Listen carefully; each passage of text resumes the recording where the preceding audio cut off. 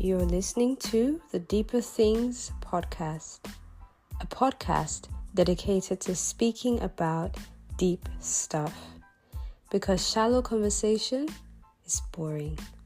I'm your host, Senna, and I'm happy you're on here. So come on now, let's talk about deep stuff.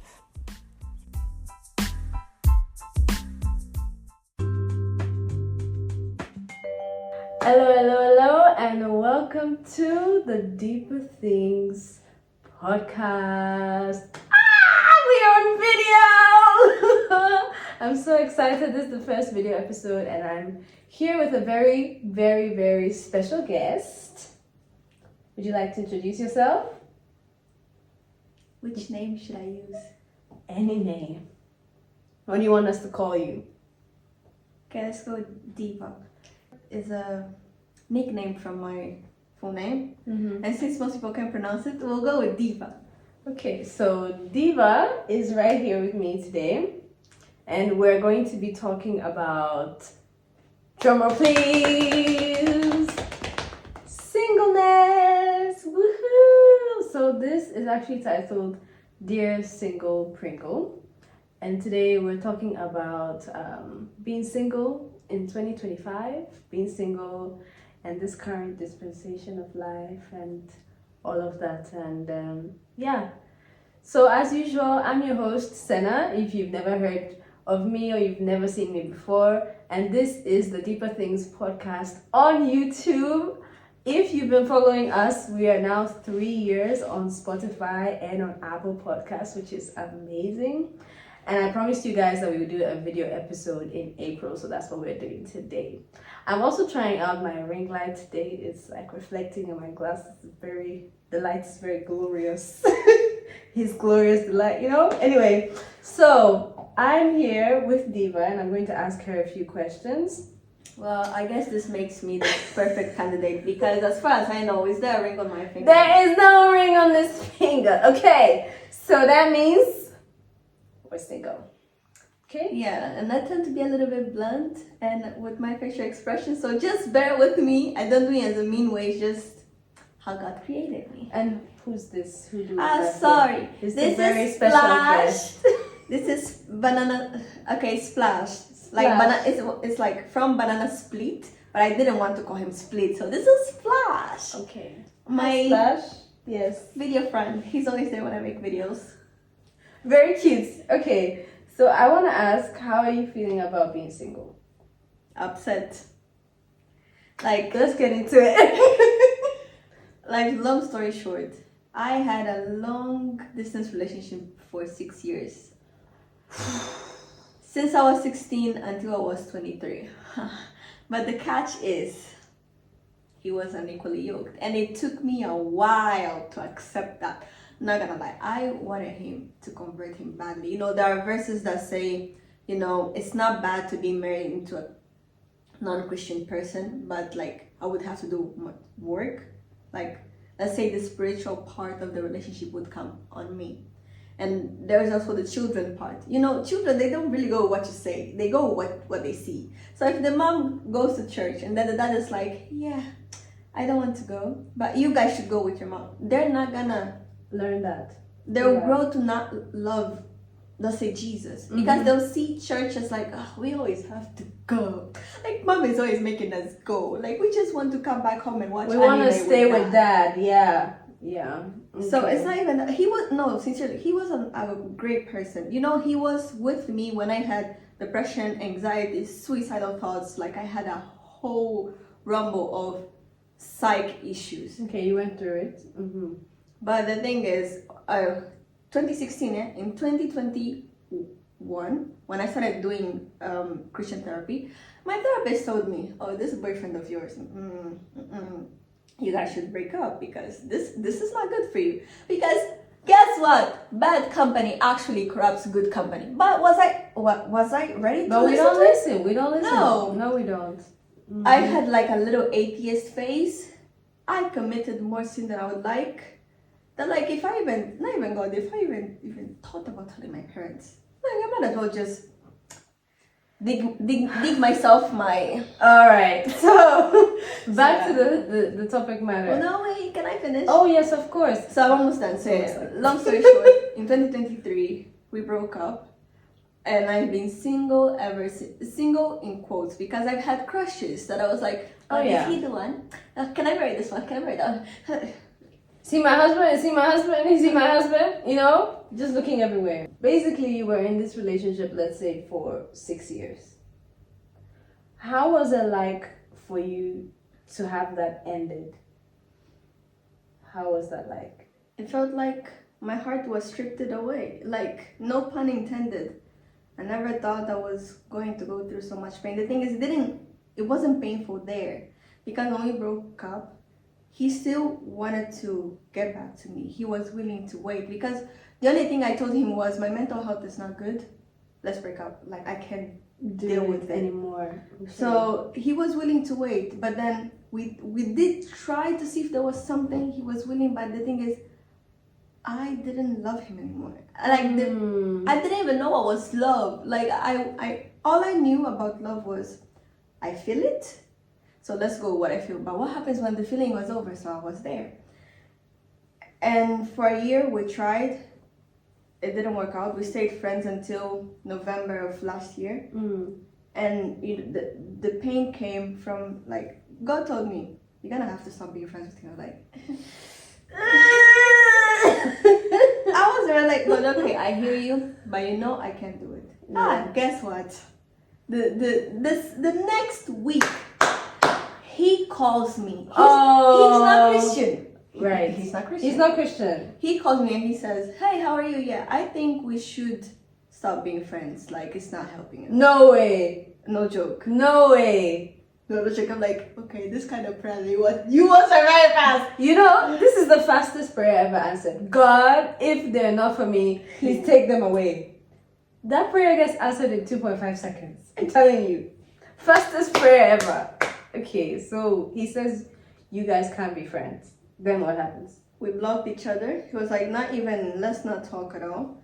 And I'd say, let's say, side note here, I had a dream that something like that was going to happen. But my dream were a bit filled with Disney characters. So I was like, how Very does confusing. this correlate? Okay, right. So that happened 3 months later. Or just a sneak peek of the dream. Like, at some point we stopped talking. I did see that. And then I was in the bathroom. I tried to open the door and I did see like 3. And I was like, 3? What does 3 mean? What does 3 mean? 3 months later, this is when my the God. pain hit. Wow. This is when I cried. You know, I don't know if you ever lost somebody. But get comfortable. This is getting hot. Okay. Look, I just remember, I think I had a dream or something, and that it was a Sunday. I couldn't even go to church. You know, I exercise while I cry. I never exercise while doing abs. He's like, 1, 2.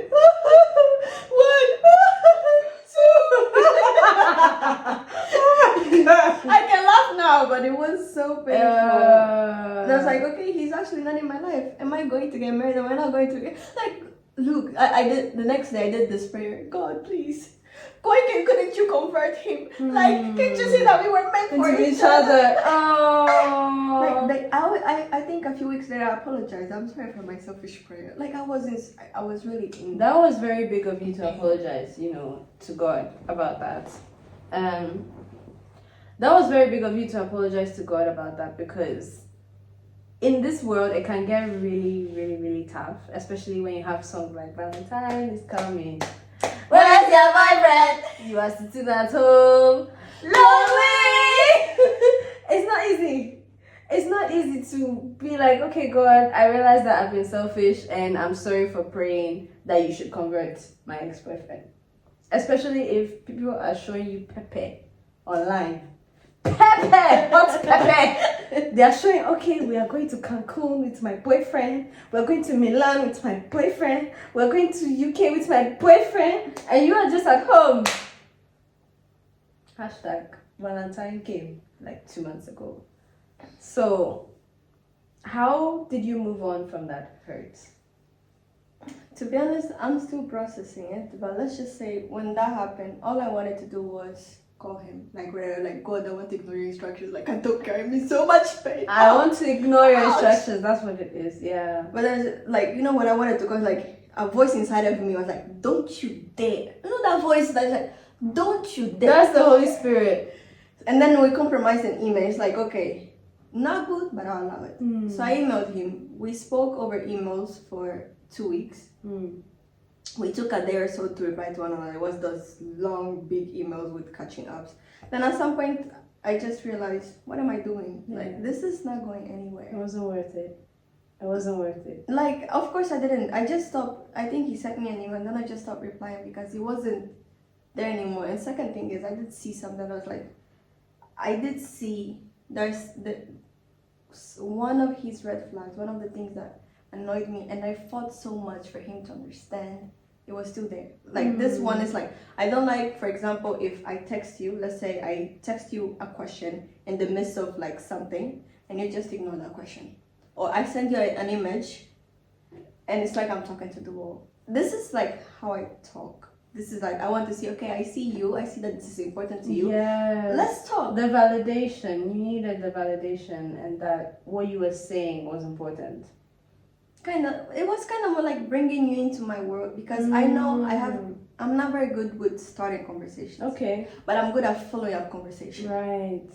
Right. So when I said that, I was like, that was the painful part was to accept he's not for me. And I think the prayer that I still pray until now when I feel sad is, God, please take care of him. Like I prayed for his salvation. I tried talking to him about you and all of that. Like, yeah. And so long story short, I'm not over yet. Not over Sometimes it's still painful. Okay. Sometimes I watch something, I still cry. Sometimes I don't even have pictures, but I have pictures of myself that I was with him. Oh my goodness. So it's just like, I had something. And now it's gone. And being single like that is different. For example, compared to someone who's never had any kind of relationship before. And then there's someone who's had a long-term relationship. And then there's someone who's had like, for example, I've had a lot of like flings, situationships, disappointments. And it's kind of like for me, it's tough because you always think that, you have this joy that comes with a new relationship or a new someone who might be like a potential. And then you're like, maybe this could be the one. And then something happens and you're like, and it can be really hard to get out or like to come out or to move on from that kind of situation. So what has helped you? Because right now you're not crying through your crunches. So how did you get here? Like, what was the process like for you? Let me just say that this new feeling of, I have something new, I have someone new. Yeah, that feeling. No, to be honest, it's good. You feel like the blessing has come. Yes. You're entering promised land. Like, yes. The wilderness is over. The dry season is over. I can finally cross the Jordan. It's funny how we're talking about relationships like a promised land. Anyway, yeah. So, and like after this boyfriend, there was another person that he gave me that joy. That like this one, I learned my lesson. Like, God, is he the one? You know what I heard? Patience. Like patience has been a constant reminder. I didn't date him, mind you. Yeah. We were friends, but I liked him, he liked me, and then he faded away. And the most painful that's so painful. Of course I wanted to blame myself. I was like, my God. No, he didn't do anything wrong. And then you feel like there's something wrong with you. You feel like, okay, why didn't you choose me? Maybe there's something wrong with me. Maybe like, and it's also not so easy to be single right now because people are all like booed up. So you're like looking at your friends and it's like, she's in a relationship, she's married, she's engaged. What's wrong with me? I'm blessed that's not my case. It will be. No, it will of course soon enough. All my friends will get into it. I'm just saying like right now. And you too, but yes. But I do see it on social media. So answering your question, look, I think it's being honest with God. Like He knows. I grew up with Disney, and I say, look, God, I want romance. I want fairy tale, but in your way. But sometimes it's hard to wait. Sometimes I just scroll back to the past and I'm like, I had something. I had plans. No, I have nothing. I had plans.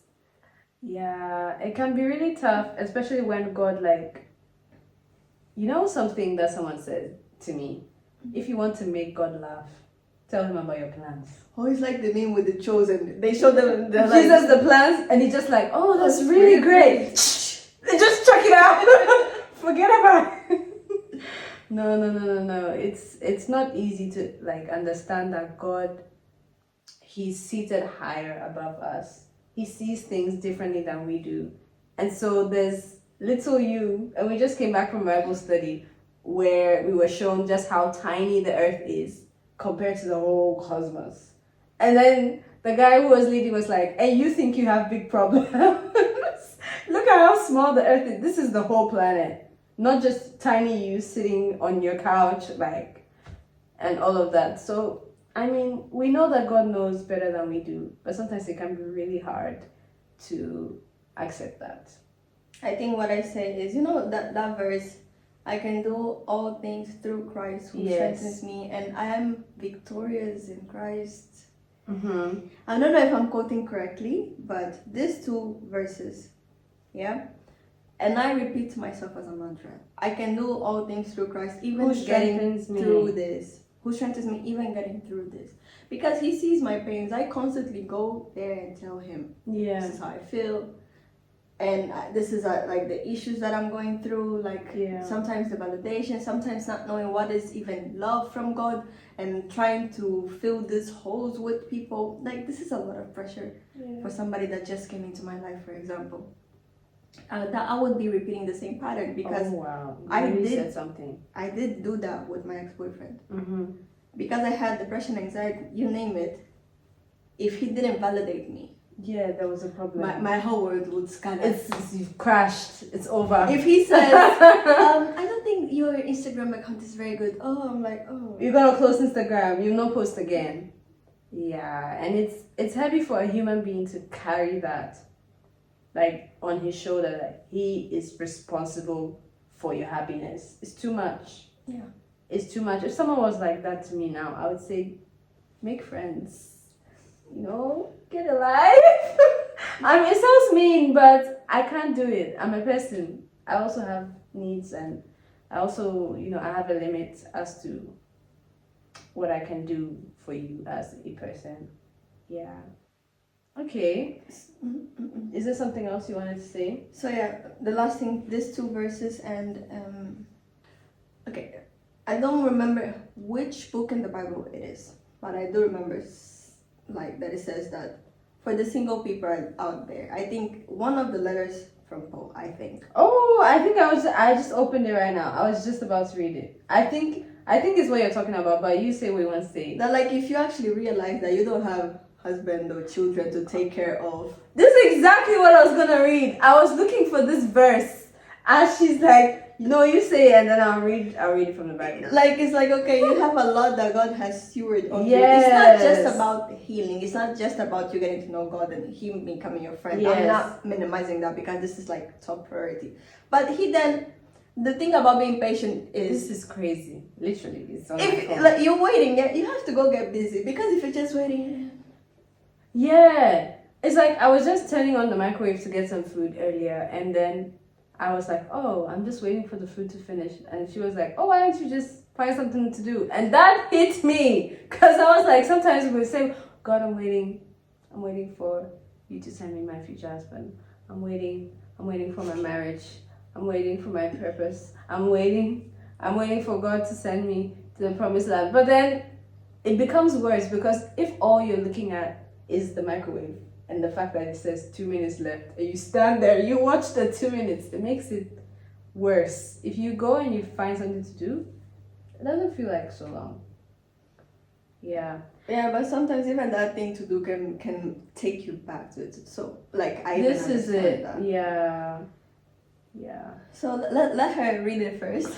This is crazy. I was looking for this verse. I was like, how can I find? Because I knew it in my head. The thing with me is I know the verses in my head, but then I forget where the reference is. So this is in 1 Corinthians chapter 7. The whole book is about, that chapter is all about marriage, the chapter 7. So it says, literally, we have a section concerning unmarried people.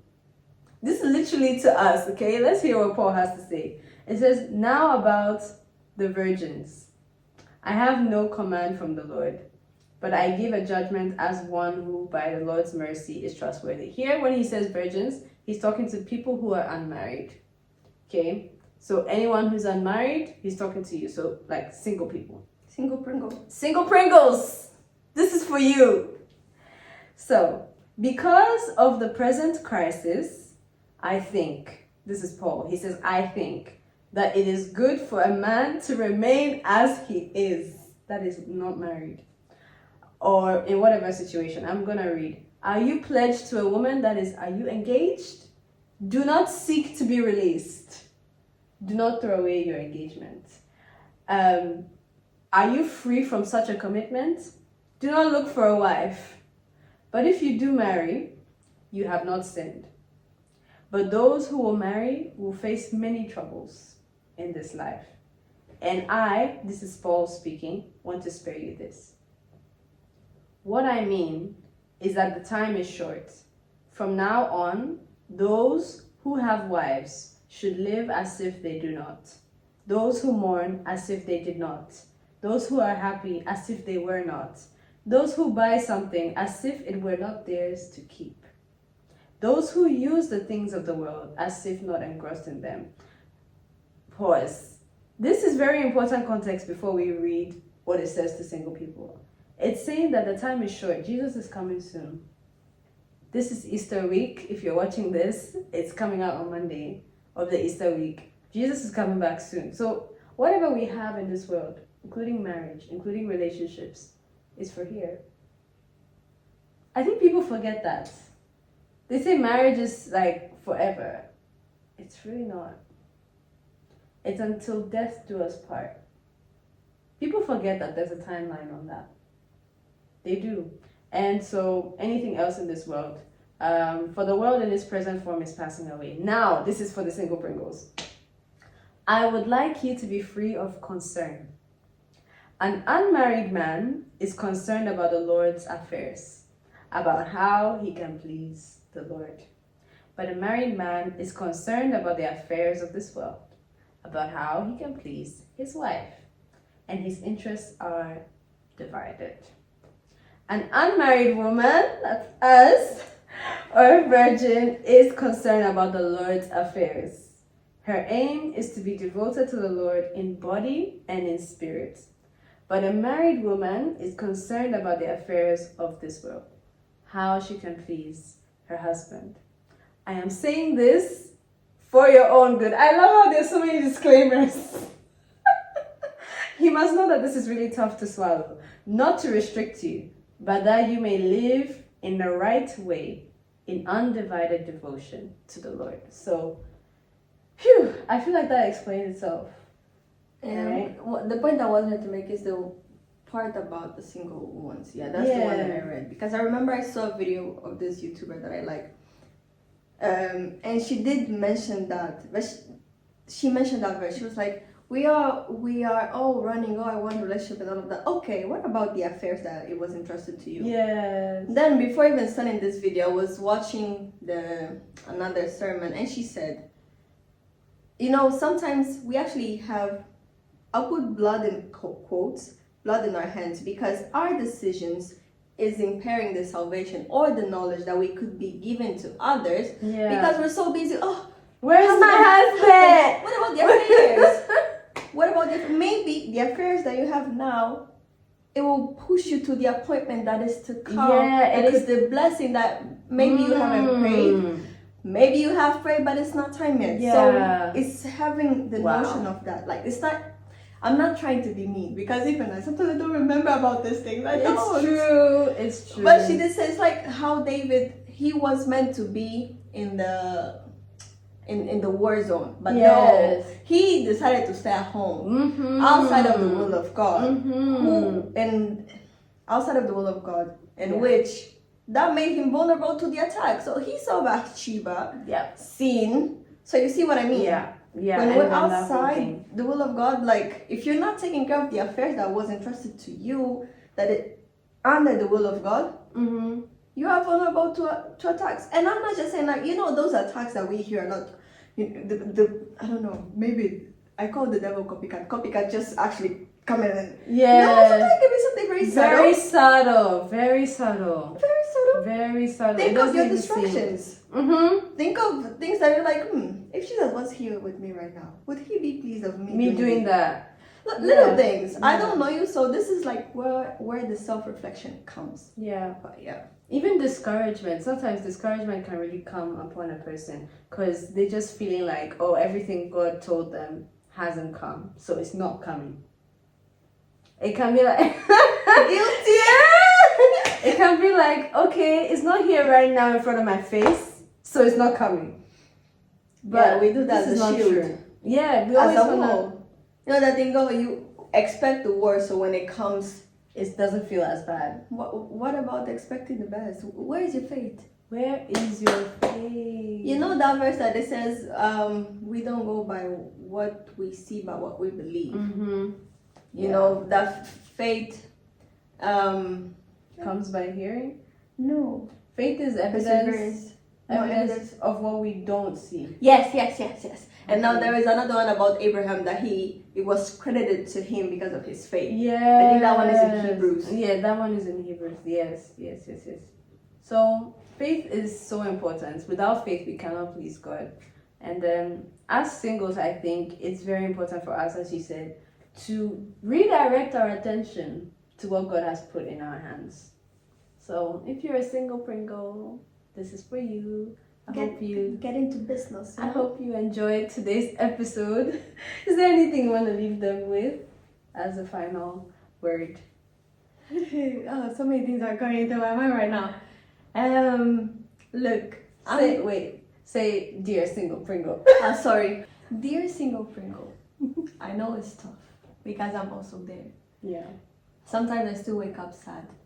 But I remember my pastor always says, tomorrow or today, in your case, it's a new day, which means the Lord could do it today. He could. And even if He doesn't do it, you keep looking to Him, not your surroundings. No.